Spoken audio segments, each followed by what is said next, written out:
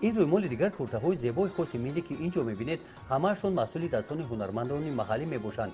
با آزمون دستان ماهر که در یکی از دهه‌های دوردست دهه گل سیب جماعت دهات وطن ناحیه فرخور دایر گردید، دختران هنرمند فرخوری نمونه‌های هنرهای مردمی را نمایش دادند. اشتراکچیان آزمون دستان ماهر دختران خوانندگان صنف‌های بالایی مؤسسه تحصیلات میانه امیر اقلیم 53 میباشند. آنها این هنرهای مردمی را در مشغولیت‌های محفل دستان ماهر از خود نمودند.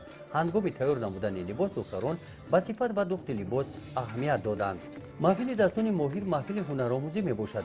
در این محفل‌ها خوانندگان در برابر هنرهای دوزندگی بافندگی همچنین هنری رسامی و طرز تیار نمودن طعام‌های ملی را آموختند. نامگوی این هنرها را خوانندگان در این آزمون نمایش دادند. در آزمون نگاره‌های تاریخی واسطه‌های محنت که از دوره‌های گذشته تاریخ خلق تاجیک تا امروز همچون میراث در آثارخانه مکتب گذاشته شدند و نمایش گذاشتند. مقصد برگزار نمودن چنین آزمون ها از آن عبارت است که ما خوانندگان را با میراث گذشته خود آشنا نماییم. زیباپرستی و جشن و سنت های ملی تاجیک را در دل آنها باز هم بیدار نماییم. چه خیلی که سرور جمهوریمان محترم امام علی رحمان در پیام خود چنین ابراز نمود: سال 2018 سال سیاحی و رشد هنرهای مردمی دانسته شود.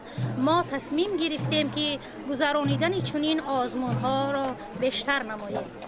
رفت آزمون را از میان حکمان نمایندگان بخش کار با جوانان ورزش و شعبه معارف ناحیه تماشا کرده با محصول کارهای خوانندگان بهاگذاری نمودند. در جنبش از نام شعبه معارف ناحیه اشتراکچیان بهترین چهاربینی و تحفه‌های خاطروی قدر کرده شدند.